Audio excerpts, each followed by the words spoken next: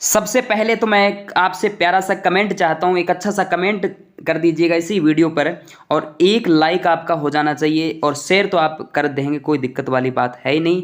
साथियों, पशु परिचर की जो विद्यार्थी तैयारी कर रहे हैं वो हमसे जरूर जुड़े, वीडियो को पूरा पैसेंस बना के देखें। टेलीग्राम से जुड़े, जो साथी फेसबुक पर देख रहे हैं तो फेसबुक पेज को फॉलो कर लीजिए, और जो साथी यूट्यूब पर देख रहे हैं तो यूट्यूब चैनल को सब्सक्राइब करें। लेटेस्ट जानकारी आपको मिलती रहेगी। और जो साथी अभी तक मेरे से व्हाट्सअप से नहीं जुड़े तो व्हाट्सअप नंबर मैं आपको बता देता हूँ, 63 771 75 006। इस नंबर पे आप अपना नाम और जो सिटी है वो सेंड कर देना, मैं आपका नंबर जो है सेव कर लूँगा, स्टेटस वगैरह आपको सीन होते रहेंगे। तो 63 771 75 006। पहला प्रश्न आपकी स्क्रीन पे कि राजस्थानी चित्रकला का सबसे पहले वैज्ञानिक विभाजन जो है वो किसके द्वारा किया जाता है? तो आनंद कुमार स्वामी का नाम यहाँ से लिया जाता है। बड़ा प्यारा और अच्छा प्रश्न है, कई परीक्षाओं के अंदर इसको पूछा गया है। चलिए अगला प्रश्न, कौन सा महल मारवाड़ चित्रशैली एवं जन जीवन के चित्रों की अभिव्यक्ति के लिए प्रसिद्ध है?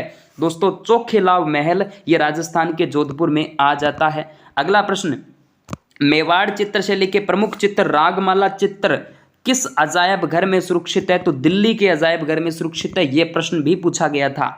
अगला प्रश्न, चित्रकला की किस शैली को प्रकाश में लाने का श्रेय डॉक्टर फयाज अली को है? हूबहू दिमाग में रट लेना इन प्रश्नों को। किशनगढ़ शैली करेक्ट आंसर है, बनी ठनी किशनगढ़ शैली से संबंध रखता है। चलिए अगला प्रश्न, ये प्रश्न देख लीजिए दोस्तों, कितने एग्जामों के अंदर पूछा गया था, आप वाले एग्जाम के अंदर भी टपक सकता है। याद रखिएगा, बनी ठनी चित्रशैली सावंत सिंह के समय किसके द्वारा बनाई गई थी? दोस्तों मोर ध्वज निहालचंद के द्वारा बनाई जाती है। चलिए, चावंड शैली के प्रसिद्ध चित्रे नासरुद्दीन या नासरुद्दीन रागमाला चित्रण किस शासक के संरक्षण में किया था?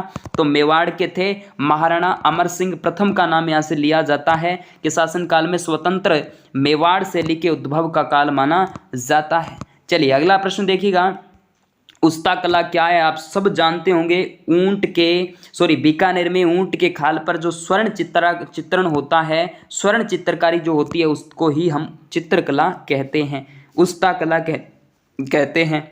उसके बाद कठपुतलियों का निर्माण मुख्य रूप से होता है तो उदयपुर के अंदर होता है, वेरी गुड, उदयपुर के अंदर होता है। उसके बाद गलीचा निर्माण के लिए प्रसिद्ध है तो जयपुर है, बिल्कुल ठीक बात है। पंचेवड़ा क्या है दोस्तों? मोटा सूती सोल माना जाता है पंचेवड़ा। उसके बाद राजस्थान का कौन सा शहर ब्लू पोट्री के लिए प्रसिद्ध है? जयपुर, राजधानी जयपुर प्रसिद्ध है मेरे दोस्त। उसके बाद थेवा कला का संबंध राजस्थान के एकमात्र जिला प्रतापगढ़ से आ जाता है। राजस्थान का कौन सा जिला था? 33वां जिला था प्रतापगढ़, याद रखिएगा। उसके बाद बात करते हैं राजस्थान की प्रसिद्ध ब्लू पोट्री हस्तशिल्प कला का उद्गम कहाँ से होता है? तो पर्सिया से होता है, पर्सिया ईरान से होता है। उसके बाद बात करते हैं, सुमेलित करना है आपको, एक तरफ शैली है दूसरी तरफ चित्रकार दे रखे हैं। बूंदी शैली में रामलाल सुरजन विग्रह है, बिल्कुल ठीक है। मेवाड़ शैली मनोहर गंगाराम, ठीक बात है। उसके बाद किशनगढ़ शैली अमरचंद निहालचंद, ठीक बात है। और भाटी का नाम जब भी आता है तो भाटी देवदास भाटी है, भाटी शिवदास है, इनका संबंध जोधपुर शैली यानी मारवाड़ शैली के साथ रहता है। कृपाल सिंह शेखावत किस कार्य के लिए जाने जाते हैं? तो ब्लू पोट्री के लिए जाने जाते हैं, बिल्कुल इजी प्रश्न है ये तो। नाथद्वारा शैली के प्रख्यात चित्रों का विषय है तो श्रीनाथ जी के सशस्त्र स्वरूप का यहाँ पे दर्शन किए जाते हैं। कावड़ शैली किस वस्तु से संबंध रखती है? तो लकड़ी से संबंध रखती है दोस्त। उसके बाद बात करते हैं कठपुतलियों और खिलौनों के निर्माण हेतु प्रसिद्ध चित्तौड़गढ़ प्रसिद्ध है तो बस्सी, चित्तौड़गढ़ का एक स्थान आता है बस्सी, और बस्सी मेरे दोस्त जयपुर में भी है लेकिन जयपुर में अलग है। लेकिन कठपुतली और खिलौनों निर्माण के लिए बात करेंगे तो चित्तौड़गढ़ का नाम लिया जाएगा। उसके बाद बात करते हैं राजस्थान में मिट्टी की मूर्तियां बनाने की हस्तकला का मुख्य केंद्र मोलेला में आता है, और मोलेला राजस्थान के राजसमंद में आ जाता है। राजस्थान में कहाँ पर प्रसिद्ध मीनाकारी गहने बनाए जाते हैं? तो जयपुर में बनाए जाते हैं, याद रखिएगा। सोने चांदी के आभूषण पर चित्रकारी करने और रंग भरने की कला को मीनाकारी कहते हैं, अच्छे रट लेना इस प्रश्न को। और मीनाकारी का कार्य सर्वोच्चतम कृतियां जयपुर में ही तैयार की जाती है। उसके बाद अगला जो प्रश्न आपके बीच में, ऊंट की खाल पर सोने चांदी का कलात्मक अंकन उस्ता कला कहलाता है, यानी ऊंटों के कुप्पों पर मुनवती कला भी इसको कहते का कार्य बीकानेर में होता है। इसामुद्दीन उस्ता का नाम आपने सुना ही होगा, बड़े प्रसिद्ध कलाकार माने जाते हैं उस्ता कला के संबंध में। उसके बाद बीकानेर के लहरी और मांडे बड़े प्रसिद्ध है, तो सांगानेर की प्रिंट प्रसिद्ध है, याद रखिएगा। बीकानेर के लहरी और मांडे जो है बीकानेर के प्रसिद्ध है, और सांगानेर की सांगानेरी प्रिंट प्रसिद्ध है। युद्ध पर जाते समय योद्धा द्वारा किस रंग की विशेष पगड़ी पहनी जाती थी, तो केसरिया रंग की पगड़ी पहनी जाती थी। बड़े प्यारे विद्यार्थी, आप अच्छे से समझ चुके हो। डूंगरसाई ओढ़नी राजस्थान के जोधपुर जिले की प्रसिद्ध है, तो ये बाटिक कला के संबंध में आ जाती है। उसके बाद बात करते हैं हमारे अगले प्रश्न पर।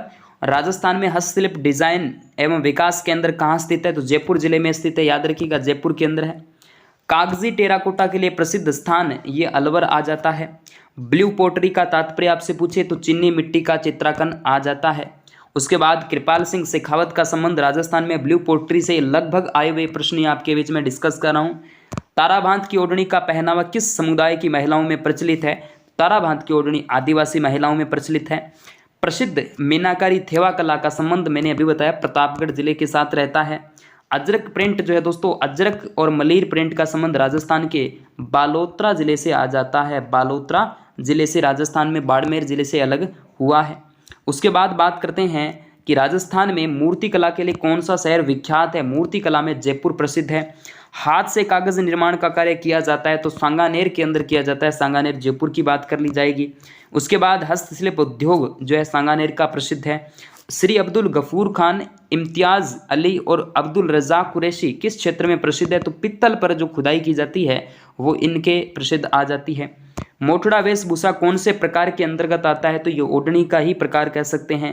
राजस्थान में ब्लू पोटरी का सर्वाधिक विकास किसके शासनकाल में होता है, मेरे लाडले विद्यार्थियों, यहाँ पे रतन राम सिंह का नाम लिया जाएगा। थेवा कला के लिए प्रसिद्ध जो परिवार है वो दोस्तों सोनी परिवार प्रतापगढ़ जिले के साथ आ जाता है।